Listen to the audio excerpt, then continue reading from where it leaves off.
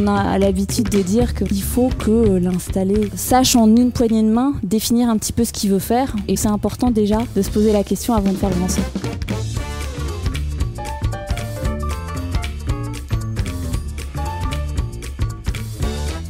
Bonjour et bienvenue dans le podcast du Jeune Avocat, réalisé en partenariat par la Gazette du Palais et la FNUJA.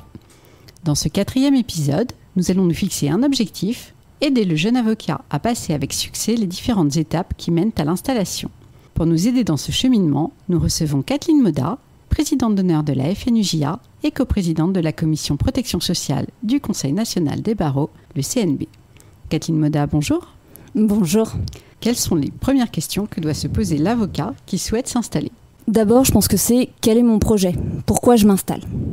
Ça va conduire à tout un tas de questions. Dans quelle matière je vais exercer ? Vers quelle clientèle je veux apporter mon offre ? Comment je veux exercer ? Est-ce que je veux exercer seul ? Est-ce que je veux exercer à plusieurs ? Est-ce que je veux avoir plutôt des partenaires ? Je suis seule dans un premier temps, mais je réfléchis peut-être à me rapprocher d'autres gens. Est-ce que je mets en place une plateforme ? Maintenant, on le voit de plus en plus. Des installés font le pas de la plateforme, ou est-ce qu'au contraire j'ai plutôt une activité plus traditionnelle? Et puis où est-ce que je m'installe? Est-ce que je m'installe parce que j'ai une activité judiciaire dans un barreau de cour? Est-ce qu'au contraire ça m'est un peu égal? Dans le barreau, je vais peut-être plutôt regarder là où il n'y a pas beaucoup d'avocats, près de mon domicile, parce que j'ai aussi des contraintes. Et puis tout bêtement, quel choix je fais? Est-ce que je prends des locaux ou pas?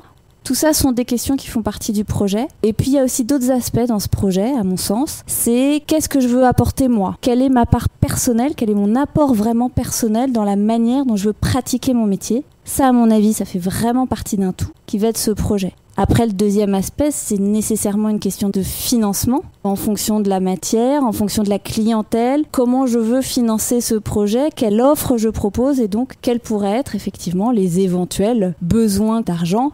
Et puis, est-ce que je m'installe en structure véritablement d'exercice ou est-ce que j'exerce à titre individuel ? Tout ça sont plein de questions qu'il faut se poser. Pour moi, c'est vraiment indispensable de se les poser avant, de tout mettre sur le papier, de savoir un petit peu ce que je vais faire. On a l'habitude de dire qu'il faut que l'installé sache en une poignée de main définir un petit peu ce qu'il veut faire en se présentant. Et je pense que c'est important déjà de tout mettre sur le papier en amont, à froid, de se poser la question avant de faire le grand saut.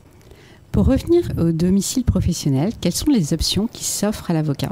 On a une chance, c'est qu'on a plein d'options aujourd'hui. On a aujourd'hui un règlement intérieur qui nous permet plein de formes de domicile professionnel. Et on a parfois un peu en fonction de ses moyens et du budget qu'on peut avoir. Je pense notamment aux confrères parisiens, où là ça peut être un vrai sujet, les locaux, au vu du prix de l'immobilier, mais pas que, parce que ce serait réducteur de dire qu'il n'y a qu'une problématique à Paris. On a un choix qui va se faire, donc effectivement en fonction de la finance, mais peut-être aussi en fonction de la clientèle. Qu'est-ce qu'on a comme choix ? Concrètement, la solution qui, à mon sens, doit rester un peu provisoire, c'est la domiciliation. C'est l'adresse qu'on a et finalement on exerce principalement à domicile. Ça peut être quelque chose de très bien pour démarrer, permettre vraiment d'exercer. Pour moi, en revanche, ça doit être quelque chose de temporaire car il faut faire attention, on est quand même particulièrement isolé dans ce cadre-là. Et je ne suis pas certaine que l'isolement soit la meilleure entrée en matière dans le cadre de l'installation. On a plein d'autres formes qui viendraient à favoriser les synergies. On peut avoir typiquement la location dans un cabinet, on a un bureau, on a accès à la salle de réunion avec peut-être des services et donc on va avoir cette adresse permanente où donc on va rencontrer d'autres gens qui exercent peut-être dans d'autres matières.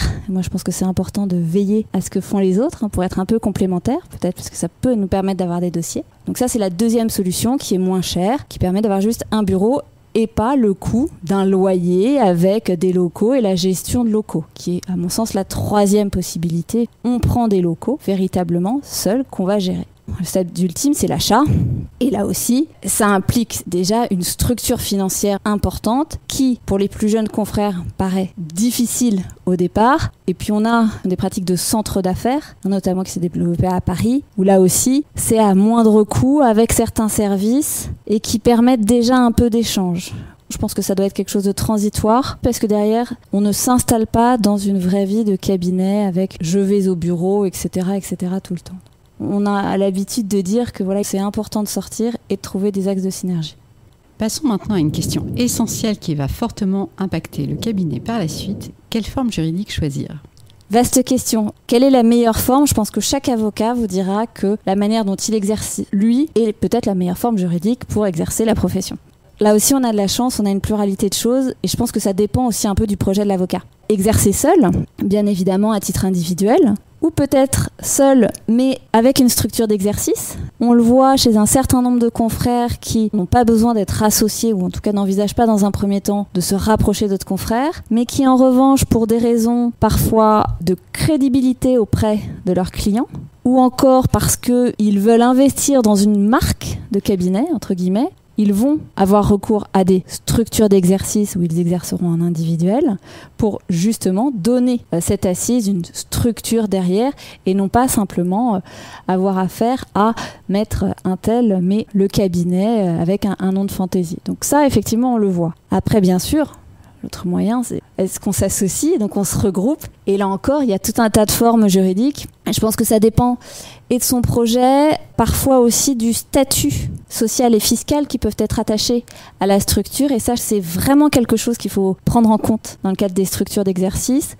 Aujourd'hui, on voit quoi dans les structures ? On voit d'un côté les ARPI, qui sont ces associations dont on a pu maintenant tronçonner un peu la responsabilité, qui est une structure très souple. On n'a pas de statut stéréotypé ou imposé par la loi, c'est un contrat d'association, on met entre guillemets un peu ce qu'on veut dedans, avec un partage de responsabilités, un partage même financier entre les associés qui est décidé en amont. Et puis après, on a des structures d'exercice, des sociétés, que ce soit les sociétés d'exercice libéral, les CEL, et même aujourd'hui encore les sociétés de droit commun, donc avec des formes aussi très souples. Et là encore, voir en fonction de ce qu'on veut, des incidences régime fiscal et social, avec l'affectio societatis qui, on va dire, transcende la personnalité même des associés. Je crois que c'est vraiment une décision personnelle. Moi, ce que je recommande avant toute chose, c'est s'intéresser à toutes les structures. Le cas échéant, vraiment être conseillé, parce qu'en fonction de son projet, pourrait se dessiner une voie plus qu'une autre, et de réfléchir vraiment sans stéréotype sur la question. Vous parliez des incidences fiscales et sociales. Quels seront les impacts de ce choix sur l'imposition ? Si on est en individuel, on va continuer à avoir un régime d'imposition qui dépendra directement de son chiffre d'affaires, et donc qui va être généré. Donc ça, on est pleinement dépendant. On va être, le cas échéant, au BNC. Donc c'est peut-être la forme qui change le moins de la collaboration finalement à l'installation. En revanche, la vraie différence, c'est éventuellement l'évolution de revenus immédiate et donc devoir payer des impôts et des cotisations calculées sur un chiffre d'affaires qui était peut-être plus important, plus stable, dans une période où on débute et où donc le chiffre d'affaires rentre moins facilement. Là, ça peut être plus compliqué. Moi, ce que je conseille, quand on a ce décrochage de revenus immédiats, ce qui est assez logique en installation, c'est de ne pas hésiter à intervenir auprès des impôts pour voir avec eux soit des échéanciers, voire même si on peut recalculer les prochaines échéances par rapport aux revenus réels pour éviter d'avoir à payer énormément d'impôts alors que l'année d'après sera calculée sur des revenus bien moindres. On aura un décrochage et donc on nous rendra quasiment de l'argent. Ce n'est pas forcément très sain de s'étouffer la première année et artificiellement de ne plus avoir grand-chose à payer l'année d'après. Pour ce qui est des sociétés, là aussi, il faut faire attention au régime fiscal et social. Si on parle des CELARL ou des CELAS, on va avoir un régime d'imposition qui va être différent et un régime social qui sera différent. Là aussi, est-ce qu'on veut relever du régime des travailleurs non salariés ? Dans CELARL, le gérant sera en TNS, ou est-ce qu'on veut relever du régime général ? Par exemple, les associés de CELAS qui pourraient être au régime général. Ça a des implications derrière, il faut en tenir compte aussi. Regardez pleinement, le choix de la structure va impliquer des options fiscales, sociales. Et puis en ARPI aussi, soit vous relevez d'un BNC classique, soit aujourd'hui on a des options à l'IS qui peuvent aussi être intéressantes dans le sens où la structure génère quand même un chiffre d'affaires et paye ses propres impôts, ce qui permet quand même de réduire l'assiette d'imposition des associés derrière, ce qui est aussi quand même quelque chose d'intéressant. Est-ce que la forme juridique choisie a un impact sur la TVA ? Tout va dépendre du chiffre d'affaires qui est généré. On sera imposé ou pas à la TVA. Et donc là aussi, c'est un point à prendre en compte. Là aussi, ça sera trimestriel ou mensuel. On a plein d'échéances en tant que tel après. Dès lors qu'on atteint les taux pour être soumis à la TVA, la structure paiera sa TVA ou l'avocat en individuel paiera sa TVA. D'un côté, c'est la structure qui paiera, de l'autre, c'est l'avocat en individuel. Et qu'en est-il de la sécurité sociale ? Là aussi, vaste sujet. Aujourd'hui, les avocats, c'est deux options. Soit on relève du régime général, c'est principalement le cas des gérantes de CELAS, alors que la majorité des avocats dans les autres structures, que ce soit Harpi, que ce soit CELARL, vont dépendre du régime, ce qu'on appelle TNS, travailleurs non salariés, et donc du régime des indépendants, avec tout ce que ça implique derrière. Donc là aussi, on ne va pas être sur les mêmes taux de cotisation, mais ce n'est pas un choix à la carte. Donc c'est plutôt le contraire, c'est de la structure et du statut dans la structure que va dépendre notre régime social. Ça peut avoir un impact en fonction notamment de son cadre personnel, de savoir si on relève du régime général ou du régime des TNS. Quelles sont les formalités à accomplir quand on veut s'installer ? Avant toute chose, une structure d'exercice, ça va impliquer des documents, soit des statuts, soit la rédaction de contrats d'association. Donc là, déjà, rédiger ça. Lorsque l'on est sur une structure d'exercice cabinet d'avocat, on va devoir aussi passer devant l'ordre. Donc ça suppose que ces documents, ces statuts ou ce contrat d'association va être soumis à l'ordre qui rendra une délibération et c'est cette délibération qui actera de la création de la structure. Et ensuite, il faut bien évidemment informer et immatriculer cette structure auprès de l'INSEE. Ça va générer les numéros SIRET, SIREN, etc. Et tout ça va permettre aussi ensuite de basculer avec le CFE sur l'information de tous les organismes nécessaires, Impôts & Co, pour connaître la naissance de cette structure. Quelles sont les charges incompressibles auxquelles le nouvel installé va devoir faire face ? Ce qu'on appelle les charges incompressibles, c'est les charges auxquelles on ne peut pas couper. C'est vraiment ce dont on a besoin. On a un certain nombre de masses de charges.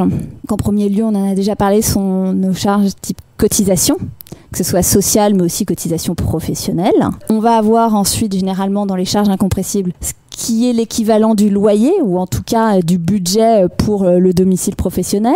On va avoir ensuite, moi, ce que je considère être quand même comme incompressible, un certain nombre d'éléments qui nous permettent d'exercer au jour le jour le matériel informatique, tous les abonnements, téléphone, internet, etc., etc. Tout ce qui est assurance, il ne faut pas oublier de s'assurer, et ça c'est vraiment extrêmement important, ne pas oublier qu'il faut qu'on assure notre matériel contre le vol, l'incendie, etc. Si on a des locaux, bien prendre une assurance, de toute façon on n'aura pas le choix, mais ça fait partie des éléments importants. Et puis parmi les autres charges qui me paraissent extrêmement importantes et que parfois on oublie et qu'on ne voit pas dans les business plans et donc qui se font un peu nécessairement retoquer, c'est quand même la rémunération.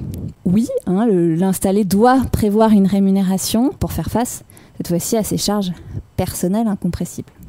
Justement, l'argent étant le nerf de la guerre, comment financer son installation ? Certains diront, quand on s'installe, on doit s'assumer, donc on s'autofinance. Je pense que c'est un raccourci assez dangereux, puisqu'en fait, lorsque, si vous avez besoin d'un prêt à court terme parce que les revenus n'interviennent pas immédiatement, aucune banque ne financera votre besoin en fonds de roulement. C'est-à-dire votre décalage de trésorerie, ça n'est pas financé par un prêt. En revanche, la banque peut intervenir sur tous ces budgets d'investissement. Est-ce que tout ce qui est généré par l'achat d'immobilier, l'achat informatique, etc., ça doit être financé par l'avocat ? Moi, je recommande véritablement de faire appel à un financement extérieur, bancaire, surtout ce budget d'investissement. Donc, c'est vraiment les coûts d'installation pour garder la trésorerie qu'on a encore, pour faire face à ce décalage de trésorerie. Ce qu'on dit souvent, c'est que entre le moment où on s'installe, le moment où on facture et le moment où on est rémunéré à un niveau qui nous permette totalement de faire face à nos charges, on peut être sur 6, 9 mois, voire même dans certains cas un peu plus. Ça n'effraie pas un banquier pour vous aider au financement du budget d'investissement. Maintenant, attention, ça implique que vous devrez faire face à un décalage de trésorerie et ça, ce sont vos fonds personnels qui devront y faire face. Donc, réfléchissez avec votre banquier. N'hésitez pas à aller voir plusieurs banques. Ça, je pense que c'est important. Et ce que les banquiers nous disent, et tous nous le disent, et c'est pour ça que j'insistais un peu au début, c'est que certes 50% c'est le business plan, donc c'est-à-dire le document où vous avez les 12 prochains mois avec les sorties d'argent, les entrées estimées. Ça, ce document papier, c'est 50%. Le reste, c'est votre projet. Donc déjà, le premier à qui vous allez vous vendre, c'est le banquier. C'est un peu surprenant, c'est pas vos clients, c'est pas vos prospects, mais c'est le banquier. Donc ayez déjà bien votre projet bien assis avec toutes les implications qu'on a déjà pu voir par rapport à ça. Quelles précautions faut-il prendre en matière de cybersécurité ? Déjà, il y a des bonnes pratiques. Il faut être prudent sur ce qu'on fait. On est détenteur d'un secret professionnel qu'on garantit à nos clients. Donc déjà, on ne laisse pas l'ordinateur ouvert tout le temps. C'est des choses un peu bêtes. Les mots de passe sur les boîtes mail. Ne pas avoir d'adresse Gmail. Veillez à avoir des adresses qui sont sur des serveurs en France, hébergés en France ou en Europe, de même que sur les sites internet, de même si vous avez des plateformes avec des données clients qui peuvent intervenir. On a maintenant de plus en plus de confrères qui permettent l'accès via internet des clients à leurs dossiers. Donc là aussi, verrouillez en fonction des hébergeurs. Donc faites bien attention. Soyez vigilants à ça lorsque vous installez un nouveau réseau, à avoir déjà ces bonnes pratiques. De même que le téléphone. Maintenant on a accès à tout depuis notre téléphone, donc faire attention. Même le logiciel de gestion de cabinet, s'il est en accès sur votre téléphone, avoir un mot de passe avant, que ce ne soit pas en accès libre en permanence, parce que sinon vous perdez votre téléphone, vous le faites voler, vous avez le cabinet à portée de main. Je suis un peu dramatique, mais je pense que c'est quand même très embêtant. Et puis, on a de plus en plus d'acteurs du monde de l'assurance qui proposent des garanties de cybersécurité au vu des risques assez élevés qu'il y a sur les attaques des cabinets. Chacun fait bien comme il veut, bien sûr, mais je pense que ça reste un sujet sur lequel il faut vraiment être très vigilant et se poser des questions pour essayer d'avoir peut-être des garanties, sachant que les assureurs nous le disent, pour que l'assurance se déclenche en cas d'incident. Encore faut-il que vous ne vous soyez pas mis en risque et que donc vous ayez déjà des bonnes pratiques. Est-ce que l'installation est le bon moment pour réfléchir à une protection sociale ? Il faut y réfléchir tout le temps, mais l'installation peut vous amener à faire évoluer les choses. Quand on s'installe, déjà c'est qu'a priori on tourne la page d'une ancienne vie, donc on évolue en âge, mais peut-être aussi en projet, et c'est important effectivement de s'interroger sur son dispositif de protection sociale. On a la chance d'avoir une profession qui a mis en place un certain nombre de dispositifs obligatoire, mais aussi on a de la protection sociale complémentaire qui dépend véritablement de ses besoins individuels et donc il faut y réfléchir très vite. Moi, je ne peux que recommander, dès qu'on prête serment, de commencer à avoir une protection sociale complémentaire individuelle, surtout que lorsque l'on commence, qu'on est très jeune, finalement ça coûte très peu cher, mais ça permet le jour où on a un accident de la vie de pouvoir y faire face sereinement. On a de plus en plus d'exemples où on s'installe, donc on a sa protection sociale classique. Attention, vous n'avez plus la garantie de rémunération du cabinet pendant 2 mois. Là, vous n'avez plus rien. Si vous ne pouvez pas travailler, il n'y a plus de chiffre d'affaires qui arrive. Avec des délais de carence qui existent sur les indemnités journalières, qui ne sont pas, je vous l'espère, au montant de votre chiffre d'affaires mensuel, ce qui fait que plus vous attendez, si vous avez, et on peut que vous le souhaitez, développer votre activité et donc réussissez à générer un chiffre d'affaires substantiel chaque mois, vous vous retrouvez avec juste le montant de l'indemnité journalière, 90 €. Ça fait quand même pas beaucoup et vous n'avez que ça. Donc faites attention, donc réfléchissez en fonction de vos besoins. On a aujourd'hui des assurances que j'appelle moi hommes-femmes clés, qui permettent d'avoir un complément de rémunération lorsque l'avocat est en incapacité de travailler. Vous avez d'autres assurances type services généraux qui vous permettent de vous aider, le cas échéant, à régler les rémunérations du personnel, de l'assistante, et donc que le cabinet continue à tourner lorsque vous êtes arrêté. Donc tout ça sont des protections où, lorsque l'on devient son propre patron, on a intérêt à y réfléchir. On voit aujourd'hui trop de confrères qui, en longue maladie, ne sont pas en mesure de faire face effectivement à toutes leurs charges et se retrouvent à devoir, le cas échéant, liquider leur cabinet, ce qui est quand même terrible. Une fois tous ces choix effectués, comment enfin se faire connaître ? Je pense que déjà, il faut faire savoir qu'on s'installe. Il faut le dire, et il faut le dire à tous ceux qui sont en capacité de peut-être nous apporter des dossiers et revenir vers nous. Lorsque l'on est collaborateur, parfois on a des connaissances qui savent qu'on est débordé, donc qui disent « Ah oui, lui ce serait bien, mais bon, il n'aura pas le temps pour traiter le dossier ». Quand on est installé, c'est le contraire. Donc déjà, il ne faut pas rentrer dans quelque chose où on attend le dossier. Donc il faut recréer, il faut peut-être préparer son installation, renouer les contacts. Le tout, toujours dans le respect des règles déontologiques. Donc, bien sûr, on ne part pas avec le fichier client du cabinet. Quand bien même le client n'appartient pas à un avocat ou un autre, on doit rester extrêmement délicat et donc non, on ne fait pas un démarchage agressif sur les autres. Il faut vraiment faire attention. Il n'y a pas de deal sur je te laisse certains clients, je garde certains. On n'est pas sur une séparation d'associés où parfois on fonctionne comme ça. Là, attention aux pratiques. On est aussi là pour avancer et faire connaître sa nouvelle manière d'exercer. Ça me paraît important. Peut-être les valeurs sur lesquelles on fonde son nouveau projet. Peut-être que des gens ou les réseaux, aujourd'hui par exemple LinkedIn, si on parle que de ce réseau, peut être l'occasion de montrer qu'on avait une compétence mais qu'on en a développé une autre qui n'était pas forcément connue de nos contacts, etc. Donc vraiment avoir une vraie communication là-dessus. Et puis peut-être profiter des premières semaines d'installation où on est peut-être moins chargé pour mettre en place des petits outils de communication, peut-être en profiter pour faire des articles, peut-être cibler une certaine clientèle avec une petite formation, une petite newsletter. Attention, faire une newsletter tous les mois quand on est seul, quand on s'installe, ça peut être facile le premier mois, le deuxième mois, le troisième mois. Très rapidement, c'est plus envisageable. Donc, il faut peut-être avoir une ambition modérée et se dire, voilà, je vais faire ça une fois tous les 3 mois ou je fais un petit déjeuner, je profite de la nouvelle année, c'est la période des cartes de vœux, donc je communique là-dessus, etc., etc. On a aujourd'hui tout un pan de communication pour se différencier des autres. Donc, ça veut dire aussi avoir conscience du marché, que ce soit tant des besoins clients, ça c'est juste indispensable, mais aussi des offres que peuvent faire les concurrents directs. Et donc avoir conscience aussi de ces concurrents, de bien identifier quels sont les cabinets ou les avocats face auxquels on va se retrouver le cas échéant. Alors nous espérons que tous ces conseils aideront les avocats qui souhaitent s'installer à franchir le pas en toute sérénité. Merci Kathleen et à bientôt pour un nouvel épisode du podcast du Jeune Avocat.